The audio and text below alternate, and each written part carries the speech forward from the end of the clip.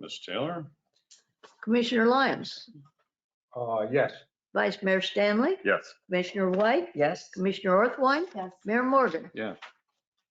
Fourth motion is the declaration of use, approval of a declaration of use agreement to oppose conditions on the use of the 2 pickleball courts and mechanisms to address noise complaints and penalties for violations. Second.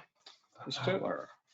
Commissioner Lyons, Yes. Vice Mayor Stanley, Yes. Commissioner White, Yes. Commissioner Orthwein, Yes. Mayor Morgan. Yes.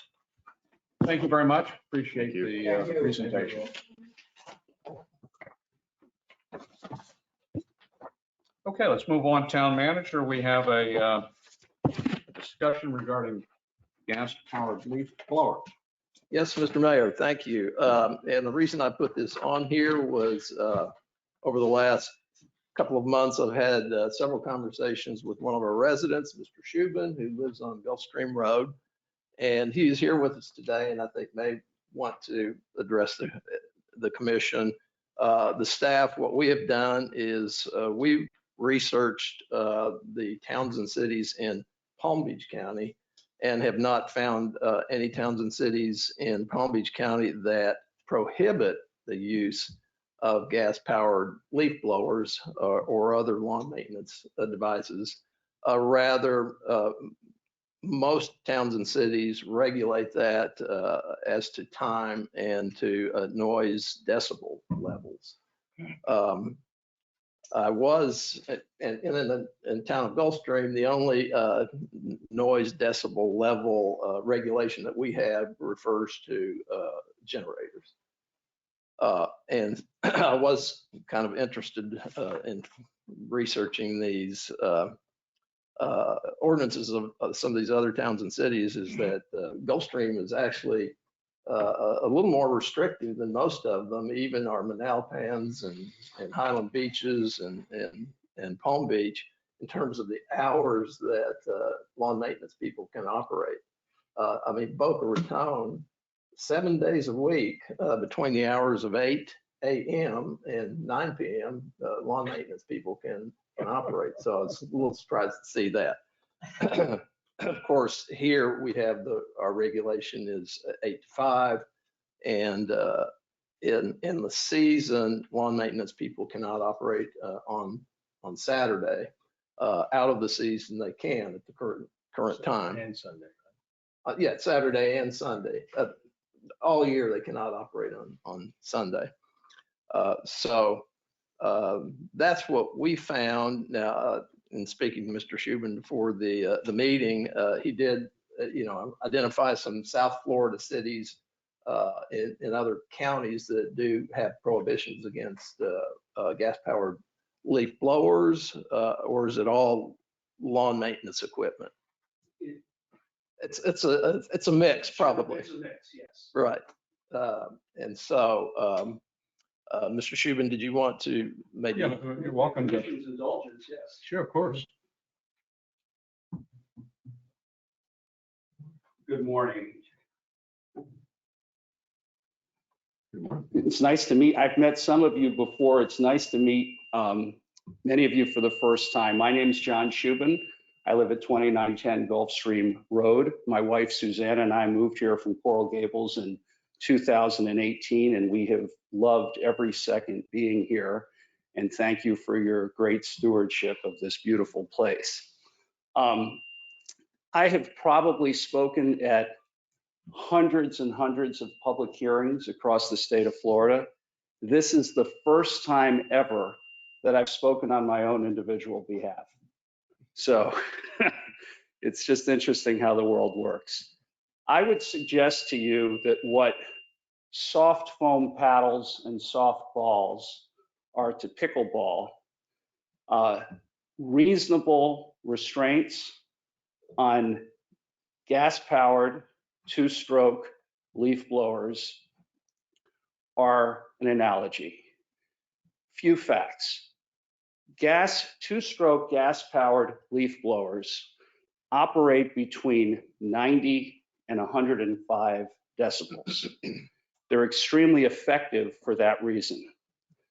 85 decibels for some continuous period of time can result in the loss of hearing, which is why a lot of municipalities also require for the maintenance workers that they have headphones. Most municipalities have chosen to address this in different ways. Naples, for example, has banned gas-powered leaf blowers. Palm Beach uses a 65 decibel from 50 feet and reasonable time, place, and manner regulations. Their municipalities, Surfside in Florida, has banned them. South has banned them. What I would suggest to you is, as part of this discussion, that we create maybe some parameters to discuss it. I don't think anyone would suggest that golf courses or large institutions cannot have lawn maintenance equipment to service their needs. That's not the suggestion. I don't think that commercial structures, and there aren't a lot in Gulfstream, should be limited in what they can do. And I don't think that individuals that want to mow their lawn or operate leaf blowers on their own should be prohibited. I think this should be very focused on commercial landscaping activity. You have great time, place restrictions. I would suggest to you that you consider imposing or considering reasonable decibel requirements and proof that these devices meet those requirements. The lithium, the lithium battery and the electric are very effective. They meet those requirements. Nobody wants to put landscapers out of business. No one wants to in any way overregulate, but it's a fact of life. One of the great reasons to be here is to enjoy it, to walk the streets. I have spent an exceptional amount of time working out of my house recently, which is something we haven't done, and avoiding the commute to Miami. So I would just ask you to consider it. And I'm happy to work with your staff, happy to work with your administrators, happy to volunteer my time to sort of present something to you for your consideration that I think would be very reasonable. Well, thank you for that and for all the information. When I first heard about this, I'm obviously sympathetic to it because I hate the sound of leaf blowers, and they are everywhere at all times. I mean, you just hear them constantly. And so we were talking, Greg and I, and Greg said, well, let me look into it. And he looked into some of the other towns nearby. And I think he also spoke to some of the landscaping people as well. And what did they say? Well, as you might expect, they all use gas-powered equipment, including the leaf blowers. And the comments we got, well, I think one estimated the cost of buying, a leaf blower and the batteries and the equipment for that would be $800 per leaf blower. I don't know. I'm not in that business. And so none of them really said, oh, well, we're going to leave town if you guys do that. But they did say that that would be an added expense to them, that now they're going to have more equipment to carry because they're going to they would have to have the electric equipment and then the gas powered equipment also.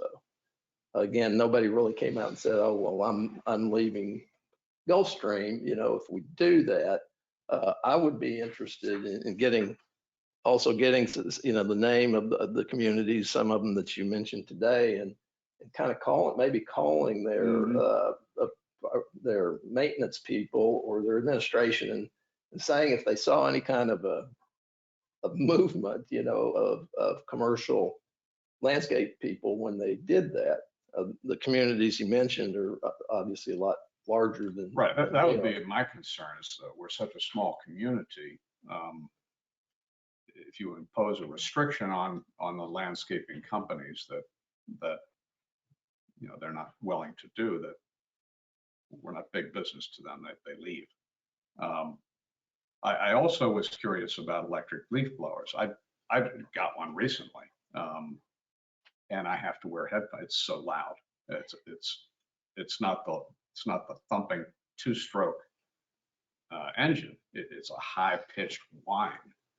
So I'm not sure. You may have some information on this, at least in terms of decibel ratings, but it was part of the pickleball issue. Was we actually, Greg and I went out and compared tennis play versus pickleball play, and the noise was about the same, but the difference was the pitch. The pickleball clack was so much more annoying. So maybe you want to comment on that. Again, I'm not a fan of excessive regulation, but I think that reasonable regulation and giving, in this case, the landscaping community multiple options to just meet a decibel standard, however they can do it, is something to thoughtfully consider. My understanding is, and I'm relying on third-party reports, is that the electric and the battery-powered leaf blowers do comply with the 65 decibel limits in the towns that have imposed those decibel limits from 50 feet. I don't know which makes, which models. That's something that I'm willing to research and investigate. I think they're all UL rated for decibels, so that they should have decibel ratings on them. And that's one of the things that I know in town, in Palm Beach and Naples, they actually inspect the UL ratings for the equipment just to make sure that they're compliant, because Underwriters UL does issue decibel standards. So again, I'm just very gently putting the ball in play to continue the pickleball analogy. And I would just ask for you to consider it. I'm willing to work with your staff. Again, I think it's not for personal use. We're not seeking to restrict personal use. We're not seeking to restrict institutional use. We're not seeking to restrict it. We're seeking to just create a reasonable noise barrier. And I personally, I've spoken to my landscaping service. I do not think that any of these landscaping services are going to leave Gulfstream if some sort of reasonable condition is placed on leaf blowers. I don't think it's going to happen. And we can point to other cities. Again, they're larger. Naples is a larger city. South Miami is a larger city. Surfside's pretty comparable. There are plenty of commercial landscaping companies doing business in all of these communities. So Mayor, I might suggest that I'd like, again, as I mentioned before, I'd like to contact some of these cities. And in your research, Mr. Shubin, it sounds to me like, and as we looked at towns here in Palm Beach County, that these towns and cities are not necessarily restricting all gas-powered lawn maintenance equipment. It's really limited to the leaf blowers. To the leaf blowers. So And they're I'd like also to find that out from these other towns and cities, if what they're limiting or prohibiting, those that are prohibiting, if it's just limited to the gas leaf blowers. The other regulation is many communities restrict the leaves from being blown into the right of way or into somebody else's yard. And I don't want to get into that issue, but that seems to be another reasonable request. Whether it should be in the form of a regulation or not, I don't know, but in a perfect world, you wouldn't have to regulate these things. I understand that. Regulating and enforcing them are two different Yeah. things. I mean, how are we going to enforce that? Well, Are you up for that? Let me comment on that. In the village of Southampton where I live, it's an incorporated village. Some will make up different group of people, I'll leave it at that. And they did eliminate gas-powered leaf blowers. They still certainly allow other gas-powered devices, particularly cutting the grass. It's made a noticeable difference. I mean, it really makes a big, big difference. There was a lot of complaint. I got a complaint I have a smaller operator who comes and takes care of our property. And he's concerned about the expense. He got through it fine. And at the end of the day, you know, if it's an additional expense, most businesses figure out how to solve that. They reduce their other expenses and more particularly, they probably increase the price to the consumer. But I think we had a reasonable, assuming this made sense to do it. I'm inclined to believe it does, and I would try to find somebody in the town or the village of Southampton who might help you with the experience they had. The biggest complaint was the cost. So maybe if we had an implementation period, you had 2 years to get ready, or a year. Naples did 1 year. Naples gave a 1-year phase. Because you know, Okay. this equipment, Right. you know, it gets used a lot and has to be replaced. They're going to replace it eventually. So you're just accelerating. Now, I don't know whether the operating cost of having batteries and all that is more. And by the way, the other consideration by the village was, of Southampton was, you know, a 2-stroke device is a very poor pollutant. I mean, Greater than a car. and so that's another reason a lot of people don't like those devices. So I think it'd be great if we. Yeah, why don't you give that information to the town manager? And Oh, I'm sorry, I never answered you. There's a very strict fine in the village, and they do fine the guys. I mean, they literally, you get caught, they'll charge you $500. Yeah, to the lawn people. Yeah, and they do, I mean, they don't hesitate. The other thing that came up out of this, frankly, is the lawn maintenance activity on Saturday in off-season. You know, this used to be a town where the vast majority of people left in the summer. That's not the case anymore. There's a lot of young families, a lot of people staying here all year round. I think we may want to reconsider the Saturday maintenance workers activity off-season. I don't know why that shouldn't be a year-round prohibition. Why don't we do it now? It's fine with me, but comments, thoughts? I don't know. I think it'd be easier for the maintenance people to, when they schedule, it's 5 days a week. The only thing on the summer, it's rainy season more and they get put out of business. That's the only consideration. Mhm. Well, that's it. That is because I know, just talking to who does the lawn here too, he said it's been tough when it rains for days on end. They can't, and it's the rainy season. That's the only thing Yeah. And that's, that you have to consider. it's a very different operating environment. Because we've had some comments from year-round residents, well, you have a different set of rules for the non-residents. You know, you look after them and not us. And, you know, I generally agree that's not the way we should be doing it. I agree with In that. this circumstance where you have working conditions that force you to be shut down for a day or two, I think that maybe you need to. That's the only consideration. But I think we should be equal to everybody. Well, that's a good observation.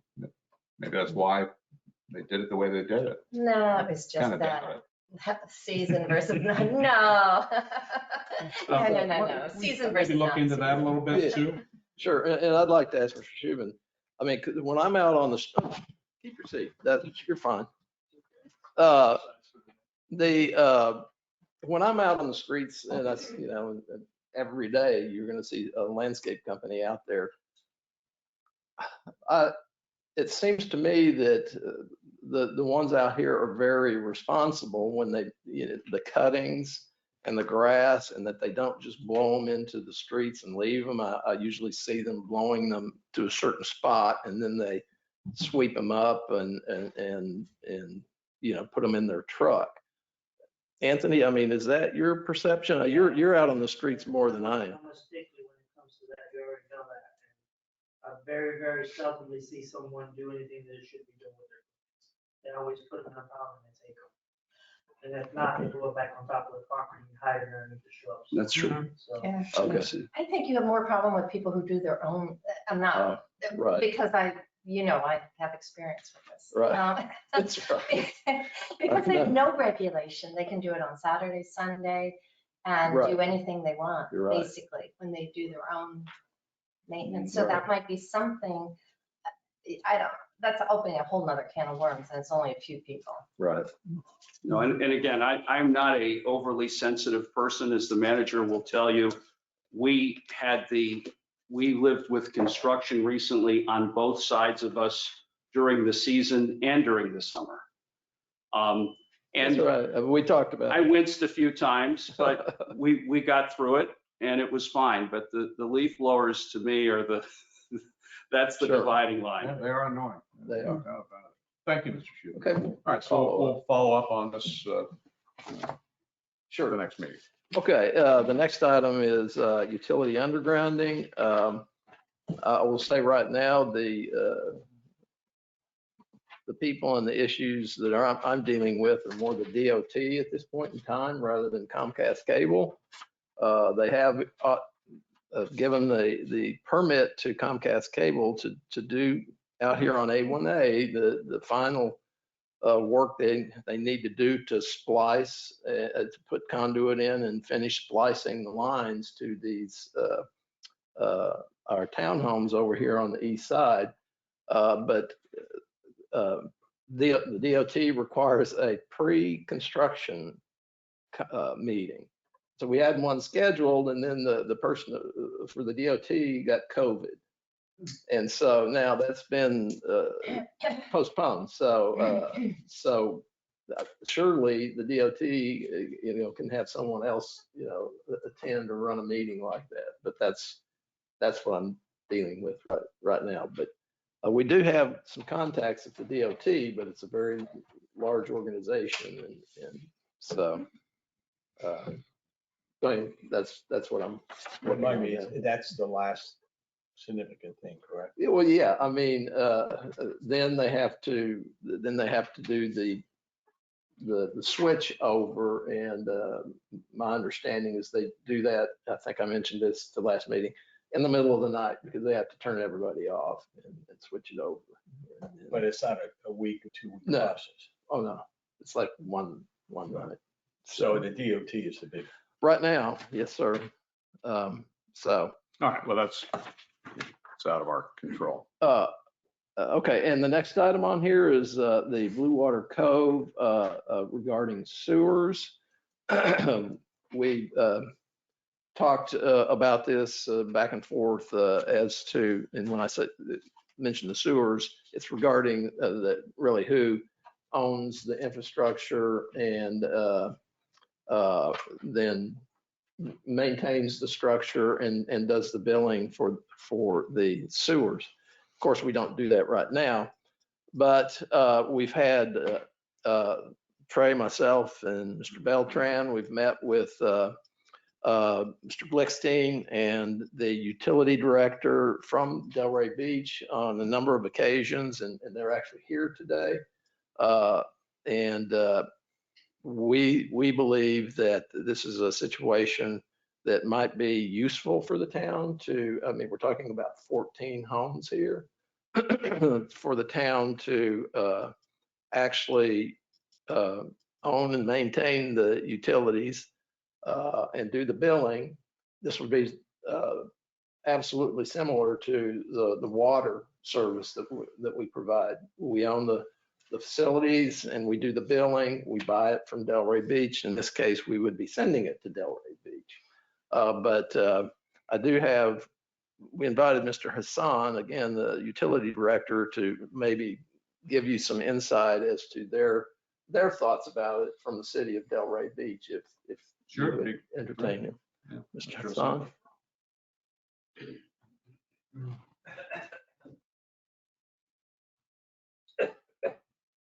Good morning, Mayor, Vice Mayor, Commissioner, Town Manager, Town Attorney.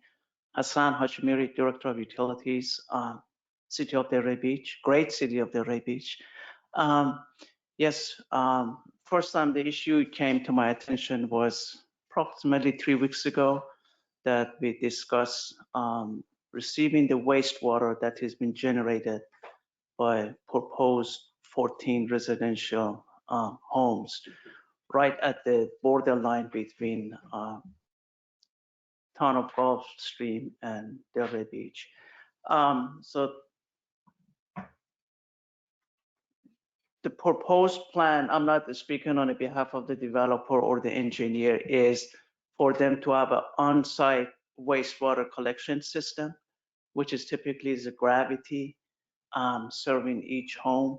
It will go to the lift station or wastewater pump station, and is going to be about few 100 feet of pipeline that is going to be connecting that lift station to the city of Delray Beach wastewater connection point, because our service doesn't go that far all the way to the Gulf Stream Road.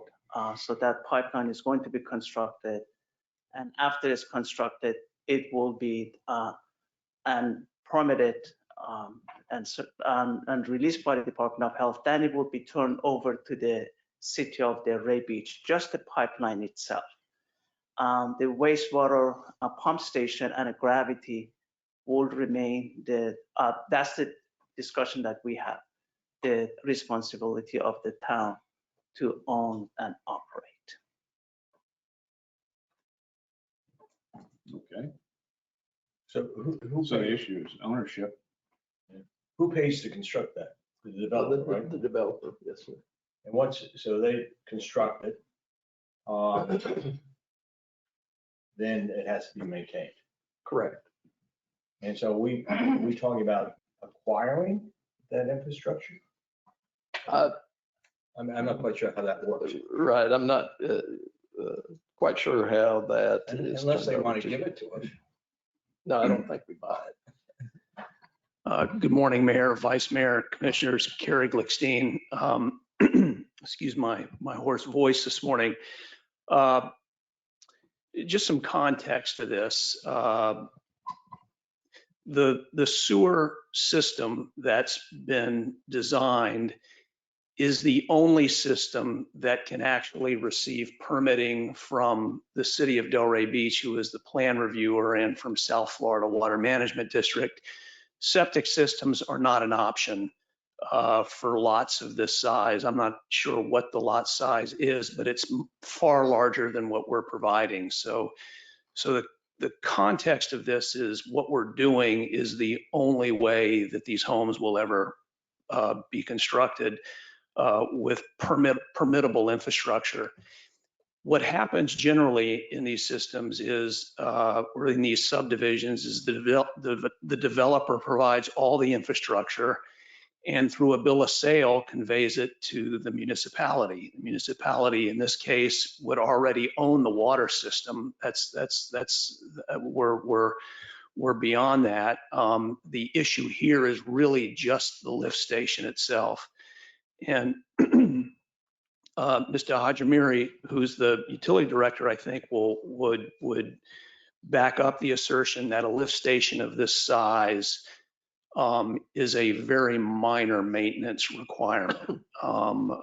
It can either be done by staff if they're properly certified and trained, and if not, through third-party services for smaller towns. But this is not a burdensome requirement.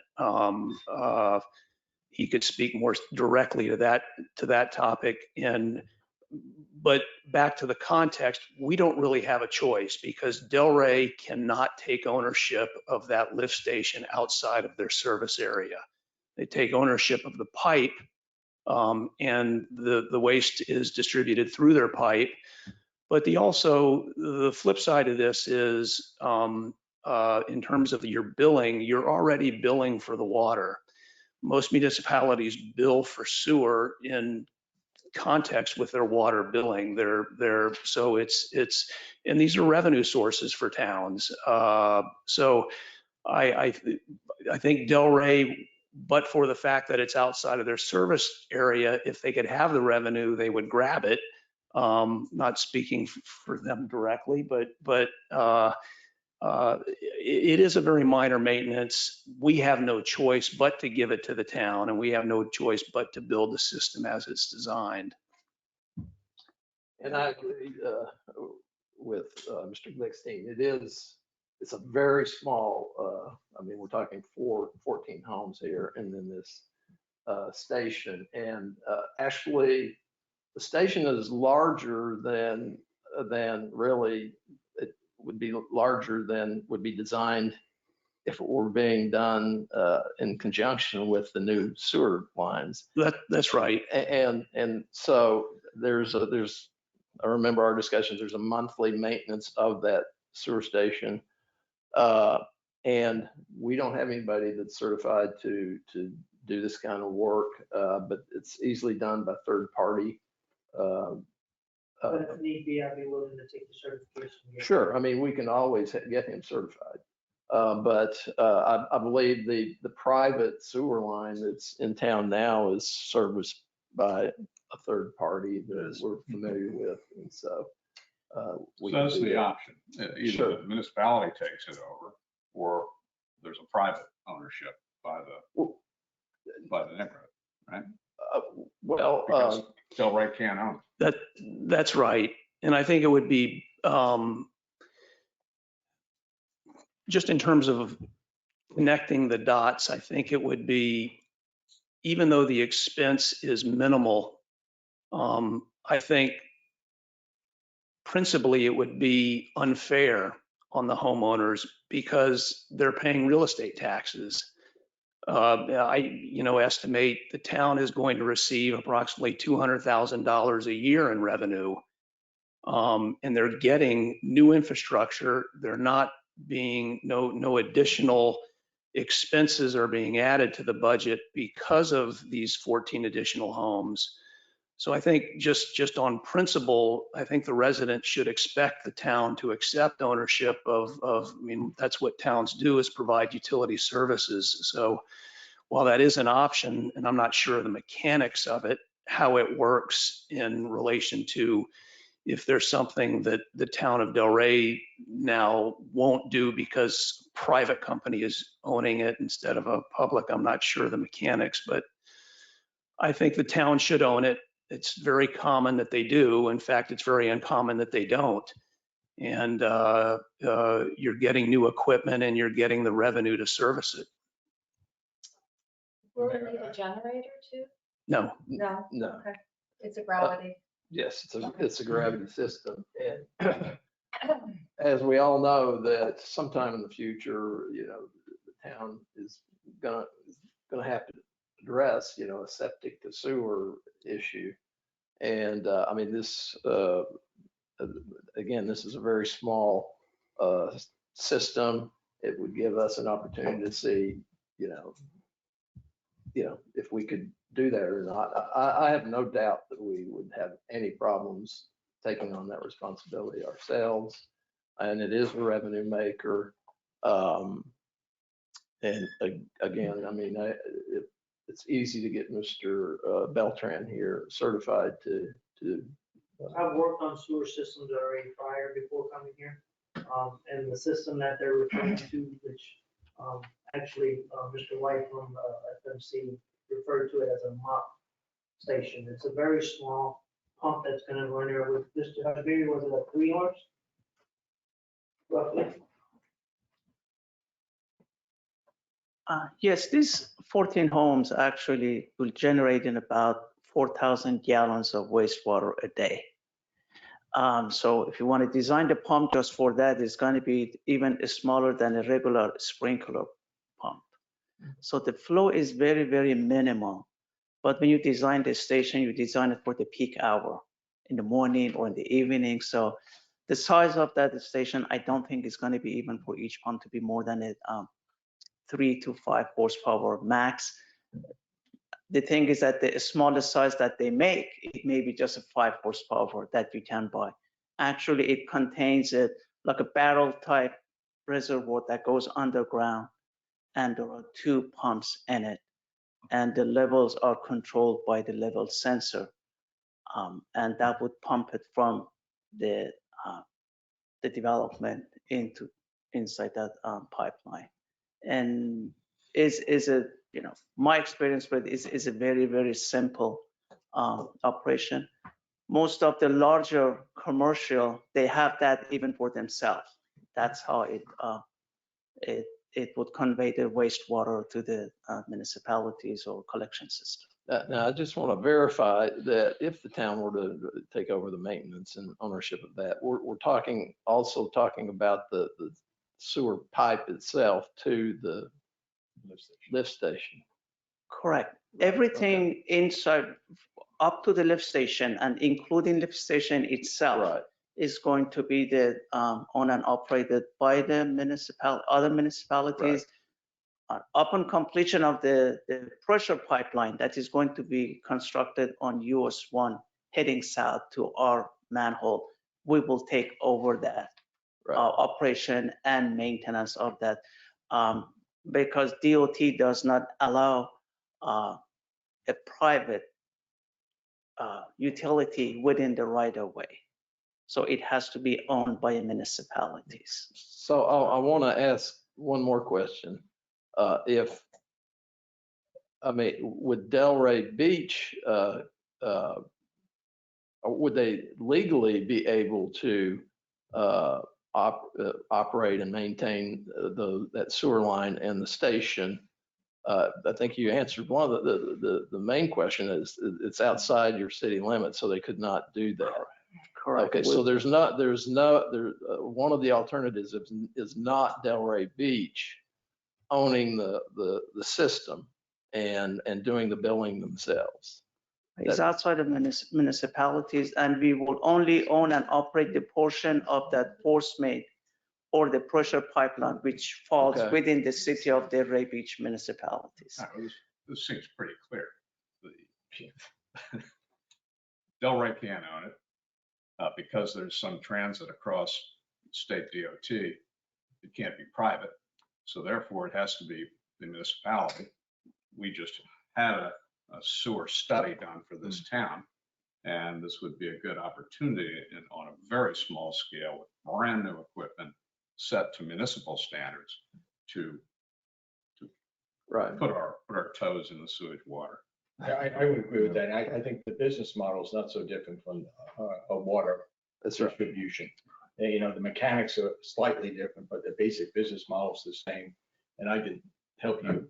I mean, you've done it with water, so you can obviously do it with sewer. The only difference is that one's going out and others coming in. I've also done it with sewage in the city in North Carolina that I was in. The problem there is we also owned the sewer plant, which was not something that I enjoyed. But and I think it's important that we as a town are in control of that infrastructure, because we want to make certain our residents are being serviced properly. If it's under our control, so I'm in favor of it. How large and where would it be? Is the pump house, and where would it be located? Commissioner, it's located, if you're familiar where the Gulfstream where the golf club's pump house is, very close to US 1. This would be immediately adjacent to that on the north side of it. You're not going to see it from Plaza Soleil if that's what you're concerned about. It would be okay. So it's going to be on the barrier island. You're saying next to the golf course? No, the golf club has a pump on our property, which has to remain. It's going to be immediately next to that so that we can. And this is on your property? Yes. Okay. And it won't be And visible. there was talk about eventually, including the rest of Plaza Soleil and the sewer project. So how would that work into this plan now if at some future date? I'm not an engineer, but from what I understand, this lift station would accommodate expansion. It just requires a larger pump, but the larger expense of the lift station is there. And you don't want to put too large of a pump in now because that creates other maintenance problems because it's not moving enough waste. So it has to be sized based on use. And we're like, I believe, the lowest possible size you can actually acquire. But it is capable of expansion. And I think the mayor, you brought up a great point. I try to look at this from other perspectives. And if you subscribe to the belief that the town is ultimately going to have to utilize sewer systems in part or in whole, this is a great glide path opportunity to just ease into that with all new systems and new homes but it is capable of expansion, and that is something that's come up, and there's different ways to do that. And that's beyond my pay grade, but it does have the capacity for that. That's the capacity. There, may I just don't want to belabor the point, but in talking about expansion, Mr. Hassan, I mean, this is a gravity system. Our engineers, I think their recommendation to us was a low pressure system. So I'm not sure that those would be interchangeable, going from a low pressure system to a gravity system. Am I correct or not? Thank you. Low pressure system, it means that you have this tank and a pump at every single Right. home. We understand. So that itself, it has to go somewhere.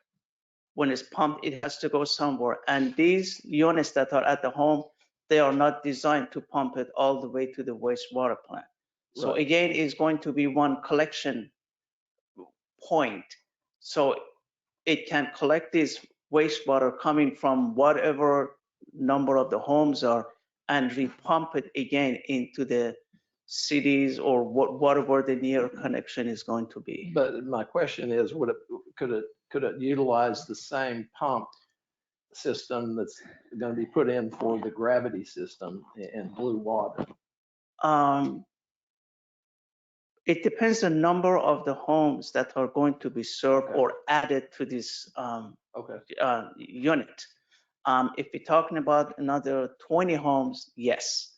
But if you're going to add 300-400 homes, you definitely need a much larger tank, deeper and bigger pumps, bigger panels. So basically at that point, it just, as I mentioned, for this development, you may need a 3 horsepower pump. Right. But the size of the tank or the barrel that they put in underground, it may be just hold 1,000 gallons of it. But when you add more, then you have to increase that. So you either go ahead and install something much larger, which then I don't think is practical. I mean, I'm not speaking on developers or engineers, but with my experience with wastewater, unless if it's coming within the next few years, you don't want to build a large system, and then your wastewater that you're pumping is going to be like in 10 seconds is going to pump 200-300 gallons of wastewater, and that stays inside the pipe and it goes septic. We have to have a continuous flow of the water and the pipe size that we are designing for that. Why do you require gravity? There are, again, that's how it is designed for this. Gravity is the most or the least maintenance required system. And almost 90% of the wastewater collection system all over the world is based on a gravity. When you start putting a pump at every single home, then the homeowners are responsible for that tank and for the pump, for electrical, for blockage not working. When you have a gravity, basically everything goes by gravity into the one major sector. And we understand that. I mean, we have Have it. our engineers have done a. I know, but how come? Go ahead. Oh, go ahead, I'm sorry. I just curious, is Boynton Beach right there too? They have a gravity system that goes right to Blue up at the Cove, or how come, no? No idea. I cannot comment on theirs. I think the closest manhole, which is the point that the wastewater goes into it, apparently has been the city of Del Rey. I have not I'm just curious. reviewed. Yes. There's actually a county pocket between our property and Boynton. Okay, got it. Okay, that answers my question. How's that? As I remember, all of Plaza Soleil could be on the gravity system from the work that was done, but the barrier island was going to have to have the pumps per house. That the only doable way. But all the Plaza Soleil, all the mainland would be gravity. For the existing communities is a much more attractive alternative to put a low pressure system, because gravity, you actually, in some area, the gravity gets deep. As you know, as you travel further, it gets deeper and deeper, then you end up replacing the whole road. So it becomes very expensive. But when you go with the low pressure, then every home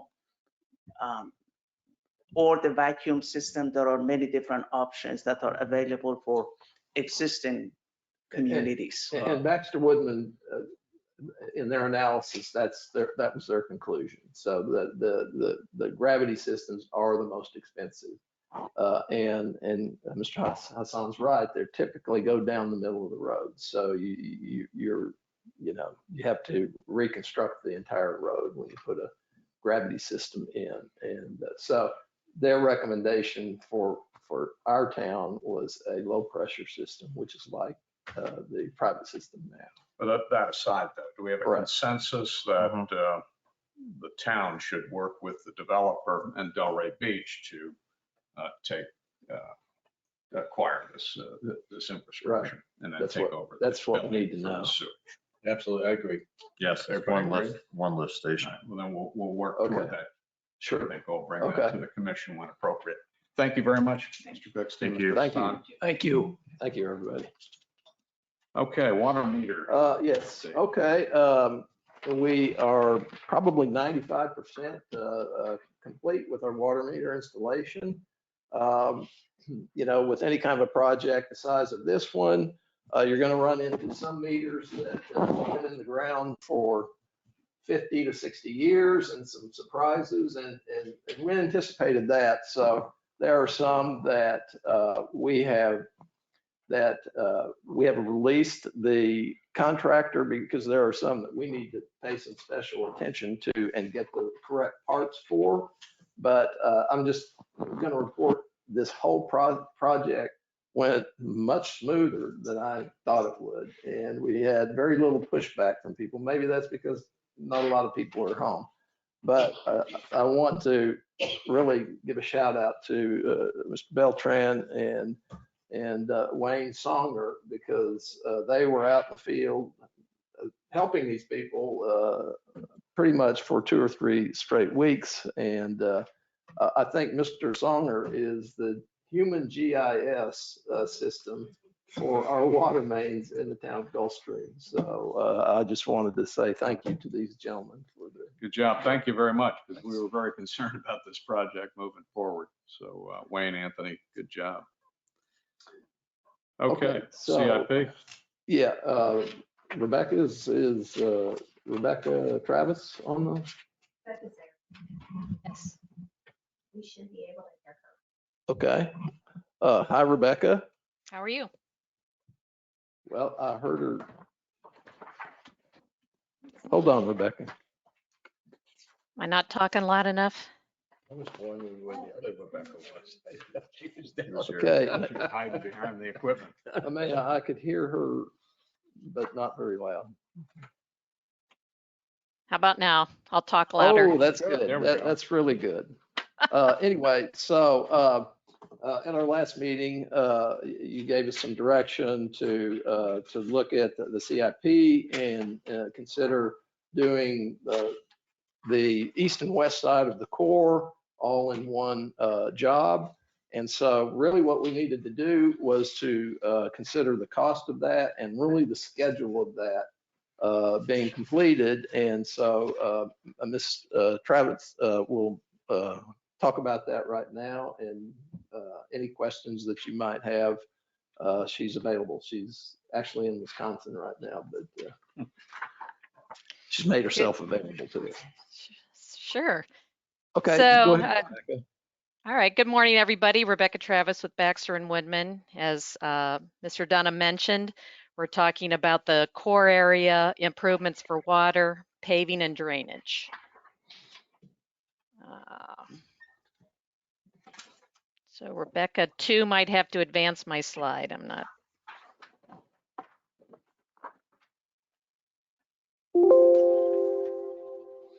There we are. Thank you. So as we mentioned, the core in the master plan, the intention was to build the west side shown in orange, those streets, and then move to the east side, shown in green. So the west side, we were going to plan on constructing while doing the design this year, constructing in 2022. Then we'd move to the design of the east portion in green in 2023, and then construct that in 2024. So it was kind of spread out. So the commission indicated that he thought it might be less of a disruption, and that the community might want the whole area done as one project. So next. So we looked at the cost estimates to combine the east and west core, and these are the numbers. So basically for the water and sewer, or excuse me, water and drainage for the west core was about 3.2 million. We included the drainage improvements for the lake expansion and the outfall upsize. That's about 650,000 for construction costs. And then the East Core construction and inspection, that's about 2.2 million. So we're looking at over a close to a $5 or $6 million construction cost for the areas altogether. Then next slide. Thank you. So because the construction costs exceed $4 million, the town is required by CCNA requirements to go out for advertising for the design of the work. So we've got 3 months for design, or excuse me, selection, advertising selection and award of that design contract. Then we anticipate about 9 months to do the design and permitting. Then we have bidding and construction award. That's 3 months. And then we're looking at about a year for construction of the entire core improvements. So with the construction, we would still put in the construction documents a requirement that the contractor needs to build the project in phases. So he would be required to do the west phase, which would be Polo Drive with our north and south major road route. And then he would finish that up, put a initial lift of asphalt over the road, over Polo Drive. Then he'd move over to Gulfstream and do the east side, do all the improvements on the east side.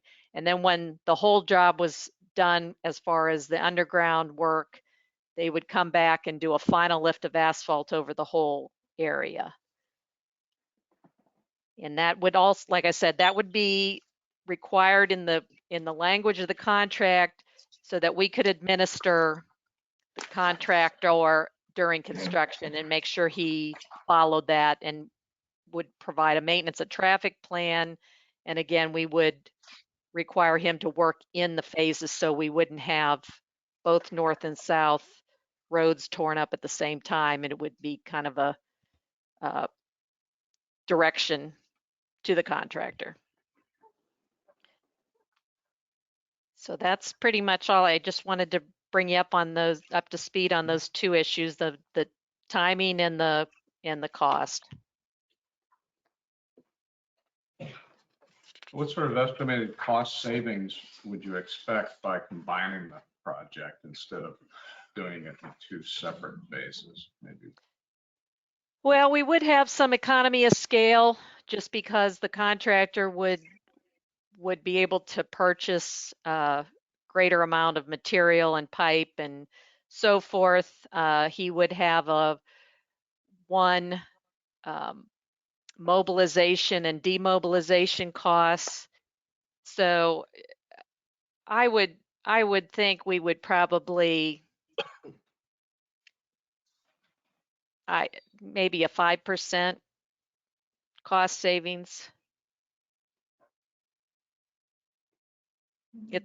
It's hard to tell because that's a means and methods, and we're still requiring him to phase the construction. But I think you would get more bidders on a larger job as well. So then the competition to try and get the low bid also plays into the savings.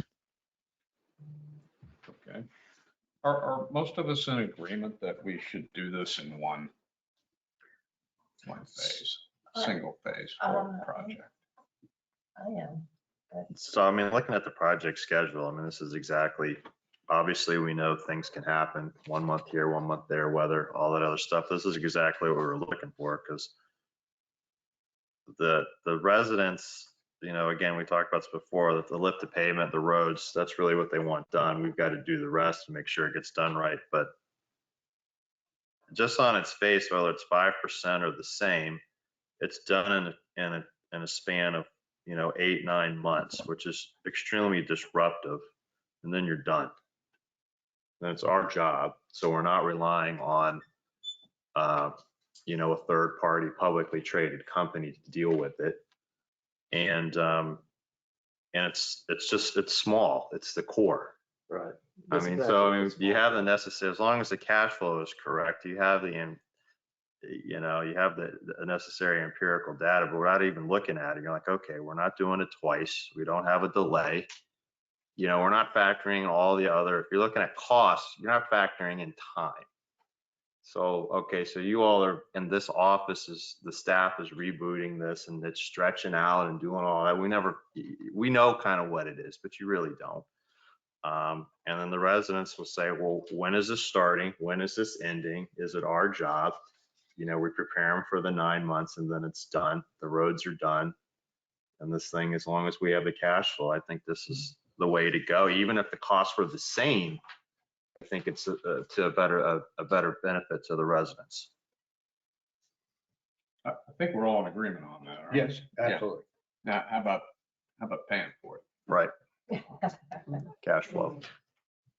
So I have good news. Rebecca's projections that she used for her cost analysis to do both of them did not include any kind of inflation.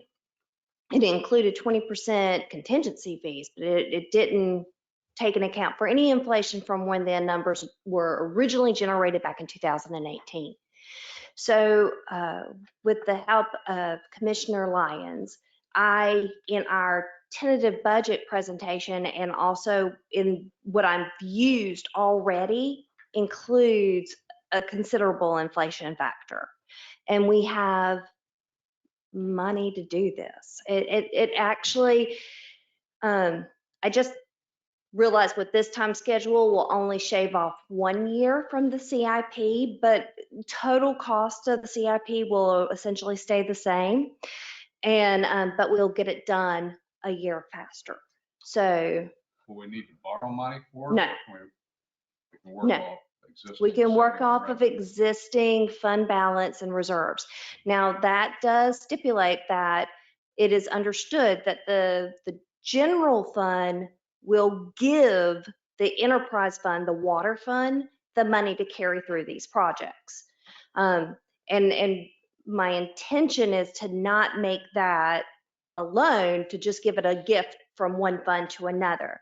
We can always make it a loan if you want me to, and then have the water fund pay back the general fund over a period of years. It's like an internal loan. But that's how I envision this paying for this project. Is we've got a very healthy fund balance in the general fund. We have the money. We can loan it to the enterprise fund with no problem whatsoever, and we can just pay for this out of pocket. Don't use the word loan. I just have a question, because there's, you know, some projects and communities can go different directions, and this is a finite schedule. I mean, you don't often do this. I know Mr. Lyons has worked on this a lot, but I mean, where we would have a credit line even if we didn't use it and pay the fees and costs to do so, are we reasonably comfortable right now where we would be? I mean, it's not we're not going out 7 years here, but sometimes that's done, even if you don't use it. I feel very comfortable that saying that with our very conservative projections that we should be able to pay for this and never get into a situation barring any major catastrophe Right. that we would need what I was saying. additional funds that we wouldn't have on hand. Well, you had mentioned the short-term loan or line of credit at the last meeting, something of that nature. Are you in agreement with Rebecca that?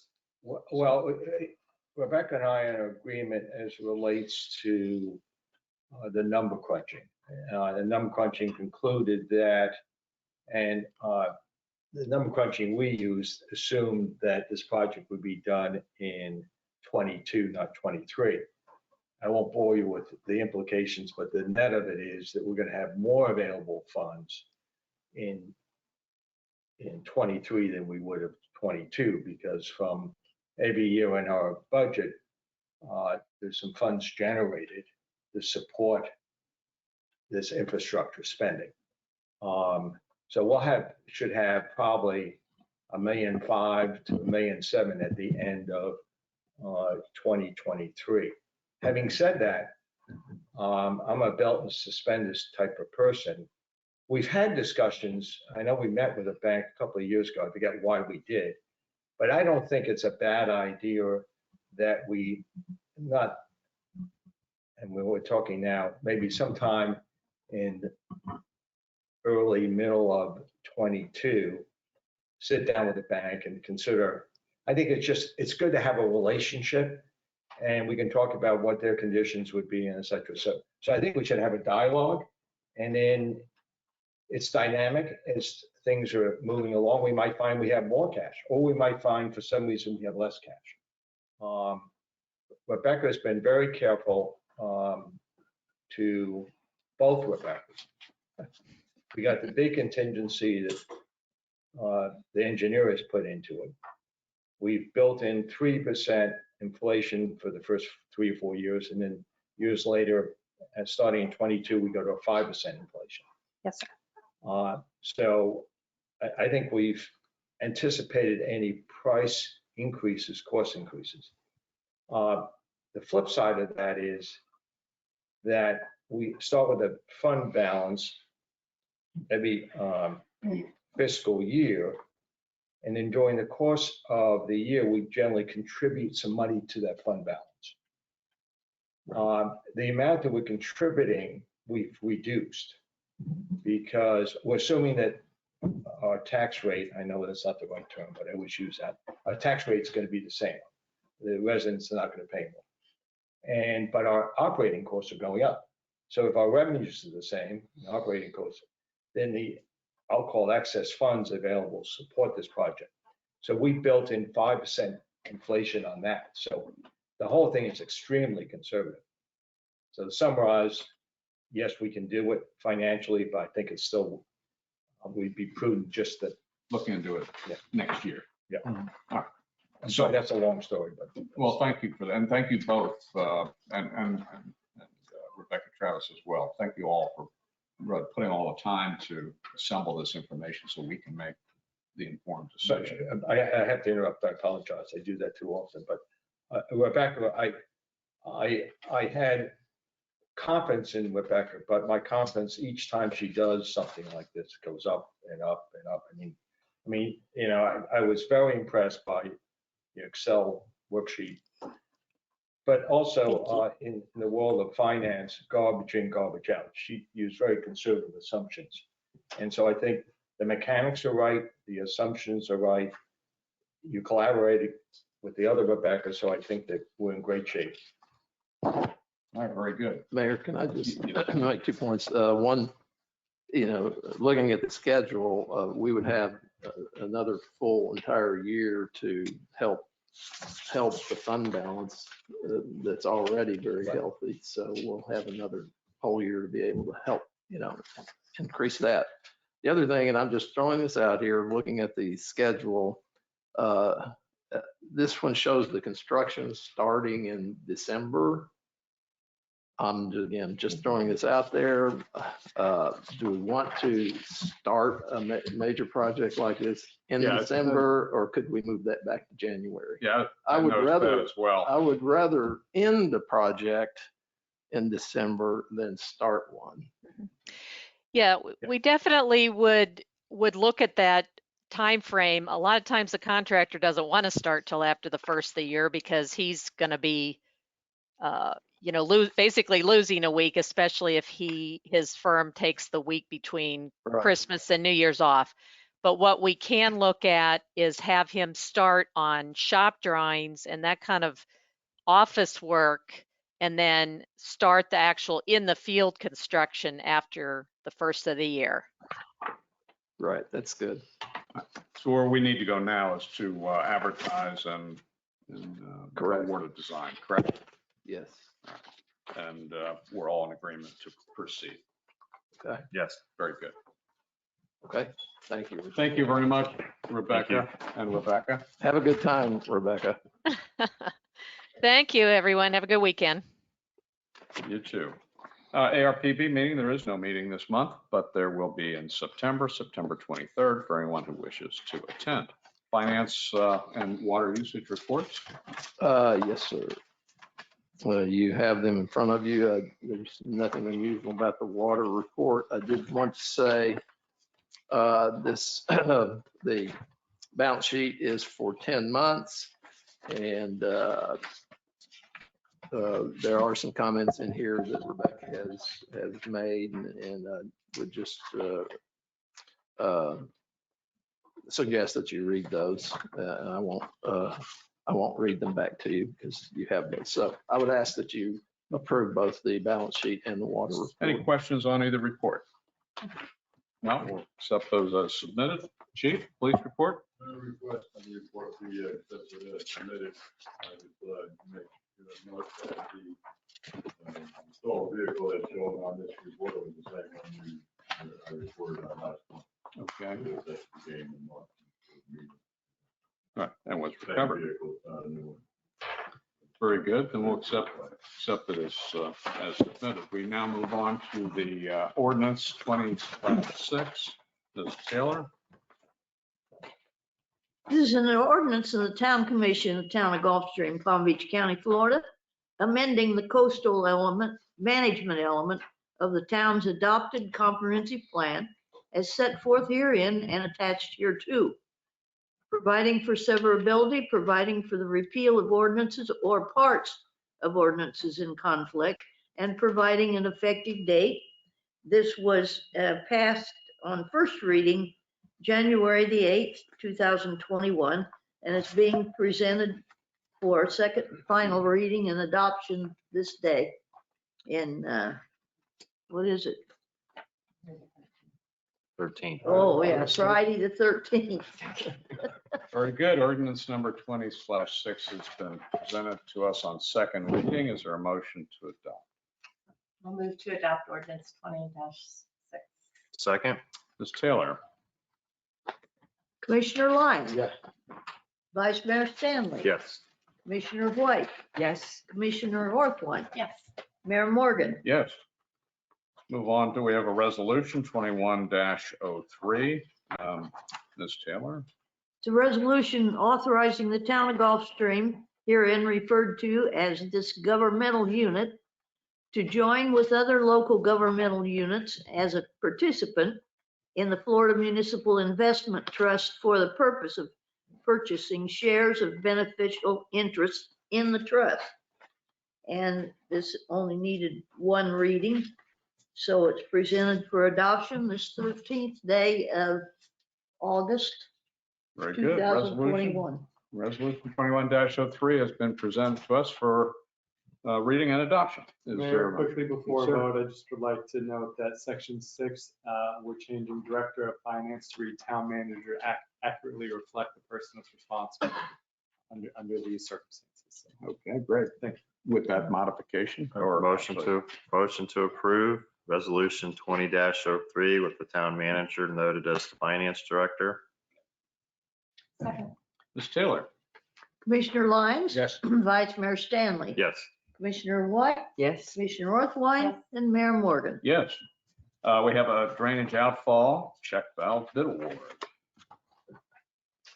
Mr. Nazaro or Mr. Dunn? Thank you, Mayor. So as indicated in the town manager's interoffice memo, we did receive 7 bids in response to our project that we discussed last month. As promised, we are here for a bid award. We had quite the range of prices. It looks like we had 2 or 3 that were pretty serious about it. The 2 low bidders were within $1,000, which is good to see some good competition. We did have a base bid for the entire project with 2 bid alternates.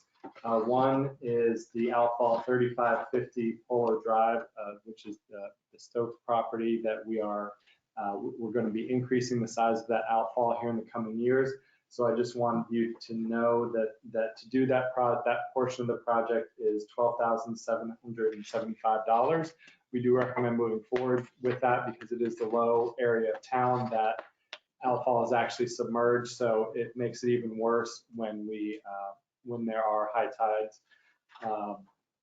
And Anthony can speak to that if you have any specific questions. Also, we had an issue at 540 Palm Way where a dock was blocking the outfall, but we have an agreement with that homeowner to allow us to make some changes to that dock to allow the installation.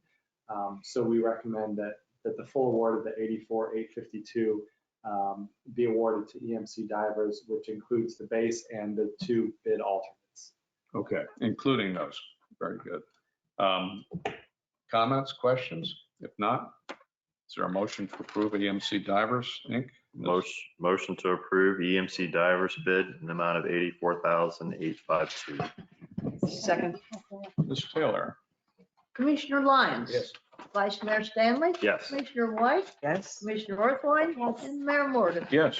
Any other comments? Yes, Mr. Mayor. Mr. Dunn? I just wanted to congratulate Renee, Rebecca, and Rita for the work they did on selecting a company to provide us with all this new audio-visual equipment. Right. You could actually make out what the picture was up there. It's so clear. And of course, we have one back here for the audience to look at. And I noticed our friend here today was looking at that one.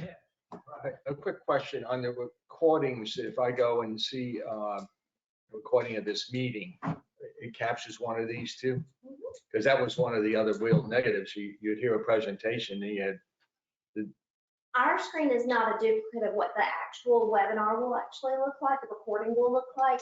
On the actual recording, what it looks like is Rebecca Travis is at the top, and you can see her speaking, and then her presentation is at the but bottom. you can see all of it. But you can see all of it. Great. So it's So- just a little different because of how, we're still learning how to use We got trained yesterday. afternoon. So we are still learning, and we heard some ringing and things that I wrote down. Yeah. Because that was one of my questions yesterday Right. to the gentleman. I said, why can't I do the lows and mids and highs on here? He said it was already pre-programmed into the system. So he's gonna have to come out and do some little tweaking, but other than that.